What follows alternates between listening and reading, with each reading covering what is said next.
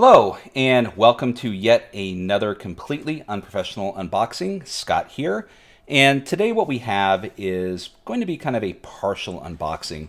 The primary reason is my wife had opened this package, curious at what it was, which is no big deal. It happens all the time, but since it came from out of the U.S., it comes with all of the wonderful stickers and notifications and stamps that accompany anything that comes through the international post. But anyway, so what I'm going to do is since it's already kind of opened here, as you can see, I will not need my trusty Coleman camping steak knife.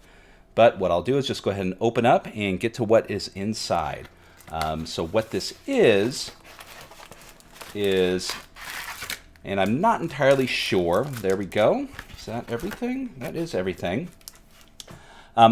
So the Dee Sanction Adventures, what it is I don't recall if this was actually a second Kickstarter, separate from the original Dee Sanction that I also backed, or if this was additional fulfillment of the Dee Sanction Kickstarter. No need to look into it, not that important. So what is the Dee Sanction? The Dee Sanction essentially is, if I break it down, is like Delta Green in the English Tudor period. The Dee Sanction is an agency, and your player characters are essentially those who narrowly escaped either execution, hanging, or whatever in exchange for working for this agency and rooting out the evils and devils and magical beings and other things that threaten the sanctity of the English lifestyle ways and whatnot of the Tudor period and Queen Elizabeth, God and Country, and all of that. Fantastic game. Lots of fun. I suggest you definitely check it out if it's available. And it is worthwhile. On top of that, it is also the 2021 award-winning game from the UK Games Expo, I believe, for Best Role-Playing Game. Yes, that's it. So, what do we have here? Well, we have a book of adventures, and kind of poking out, looks like we have some bookmarks, and not just regular bookmarks, but bookmarks that can be utilized for cheat sheets or whatnot in regards to aspects of the rules of the game. Always nice to have these, a nice little reference, and a nice little alternative to either a jam screen or a giant sheet of information. But just here to kind of help break it down and dealing with outcomes of different things you may come up against regarding your roles and other consequences within the game. And wonderful artwork on those also. Very cool. We'll set those aside. So we have the book itself by Paul Baldowski and Richard August. And we'll see here that on the cover we've got some adventures in the art style of the book itself. The core book, I should say, either coming or going from some sort of vile place. And on the back we have a little description here of what's inside. Yes, there we are. So the Dee Sanction Adventures includes 6 missions of diverse challenge and dark magic across both town and countryside, guidance and considerations upon linking the adventures into a campaign, maps and handouts for all the adventures, including a keyed Oscula Stone 100. No idea what that is. I am an American public student graduate, so things like that probably have either washed over my head or may have been mentioned, but of course I was too busy paying attention to other things. And here we are. Here's a little kind of description of the game itself. So you are agents of the Dee Sanction. This collection of adventure gathers together 6 varied conspiracies and devilish plans that seek to bring about the end of Elizabeth's sovereignty. Only you have the means to discover the perpetrators and bring it into their dark machinations. So that in a nutshell is technically what the Dee Sanction is about. Relatively rules light, just a wonderful game if you're looking for an alternative to kind of scratch that Delta Green, Call of Cthulhu, Men in Black itch without going too far into things such as the Cthulhu mythos. This deals more with occult aspects and whatnot. Relatively magic light in regards to your player characters, but that doesn't mean there's dark magic around you. So anyways, We'll take a little look inside. So the Dee Sanction Adventures, a true and faithful transcription of matters concerning lost books, strange sorceries, befouled poppets, paradoxal poultry. Excellent, paradoxal poultry. I love that. Accusations of witchcraft and assorted hellscapes. And there we are. Cartography by Dyson Logos. Most of us know well enough about Dyson. We have Paul Bodowski, who also did, I believe, the map that's behind me. We'll take a look at that shortly. And other aspects in here. Illustration, interior, Astanale. Apologies if I'm not pronouncing that correctly. And then the cover, Evelyn Moreau, whose artwork essentially is, in the entirety of the Dee Sanction core book itself. So we have some information here about charting a path, regarding the different adventures here, all the world's a stage, exits and entrances, windows of the soul, the gong scourer's baby, the monk's cow, infertile soil, ex libris, herring of Harlow Hall. And here we are as we look inside. So once again, these are adventures. I'm not going to linger too much on them because I don't want to spoil any of it for anyone who's currently going to be utilizing these or playing within these. But just a quick flip through. So we have a different style of artwork. This is definitely a similar in its feeling, but different than what is in the Dee Sanction. And nothing wrong with that, as long as it invokes the feeling of the game. We have what looks to be a note. I wonder if this might be probably a handout, I would imagine. As we kind of go, a little bit more artwork. Looks like a doll lying on the ground.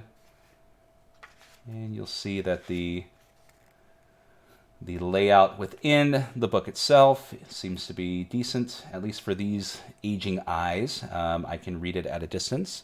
I'm getting to the point where I am needing to utilize readers, but hey, I made it a lot longer than... Oh, sorry, I apologize about that. That sounded like, if that got caught, that was my phone going off. So we have the map here. We'll flip through some more, a scene from the monk's cow, and so on and so forth. Another scene, some sort of zombie gnawing on itself, something coming out of what looks to be a cauldron. And then we'll see that this is the art style that's within the core rule book. So, I mean, it still evokes the feeling and essence, but you can see it is definitely a different style. And like I said, nothing wrong with that. Here we are, handouts and references, okay. Wonderful, wonderful map. There's the handout from that previous adventure. Maps in different settings of looks like the countryside here, and Soulgrave. And Soulgrave was an adventure that I had played in with Paul. Paul ran it for, was it Grogbeat? Apologies for not remembering. My mind is all over the place lately, but Soulgrave, wonderful adventure. I would definitely recommend it. There was an impromptu scenario in there regarding well, just to be blunt, a piss bucket that has gained legs and extended life through several jokes and kind of pressurings and jokings on myself with Paul on Twitter. That it now, if I'm not mistaken, is going to be utilized within his current Kickstarter, which should have completed by now, and definitely went well beyond the expectations that it will be included in an adventure. So the impromptu pee bucket has moved from the Dee Sanction universe into the Cthulhu Hack universe. And you want multiverses? Because this is how multiverses get started. So the Bodowski verse doesn't begin with a bang, but with a sloshy pee bucket. So anyways, set that aside real quick. We'll take a look at the map here. If I can figure out how to open it. There we are. Oy.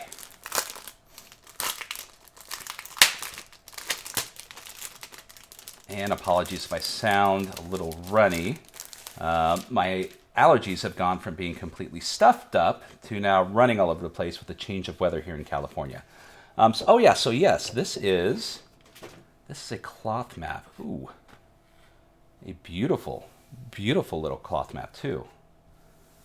Not some giant honker that you need to roll up and make sure that take heed with it. But this is a perfect size, and this should fit easily and excellently inside your all rolled up if you happen to have one. So this is a wonderfully perfect size to have at the table that doesn't take up too much space, but still gives you an idea of the the area that you're playing within or that the adventure takes place in. So wow, this is very nice and very, very nice. So we'll kind of lay that out for a bit to take the wrinkles out of it. So let's just kind of set that aside for now. And then, yes, so I did ask for some, these are, come on, they're character sheets, but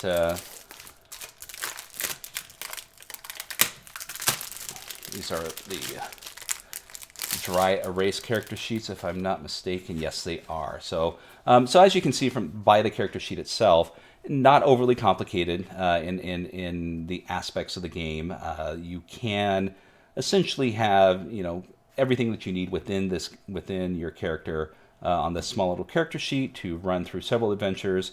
Obviously, if you're keeping notes, you can it is the ability to write and erase on the back there.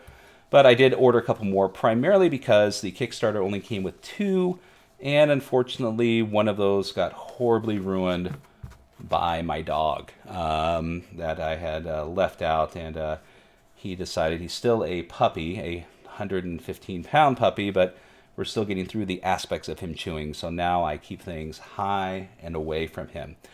So, little character sheets, bookmarks, and a beautiful map. Let's kind of set that here again, lay it out, and the Dee Sanction Adventures. So this is definitely on my immediate list of at least running through an adventure or two, maybe during the holidays, or definitely on the to-do list for the coming 2022 year as we roll into some new games and new options. So there we are. If you get a moment, check out the Dee Sanction. Obviously you can order it through All Rolled Up. If they have anything available, you can download the PDF through them or drive-through. A few stores have them. I think Noble Knight may have them, and a couple of the other online stores have inventory. But at the very least, get yourself the PDF. This is going to be a lot of fun and an excellent way to enjoy a short, non-long-term campaign, and to have a good time within this period that isn't really covered by a lot.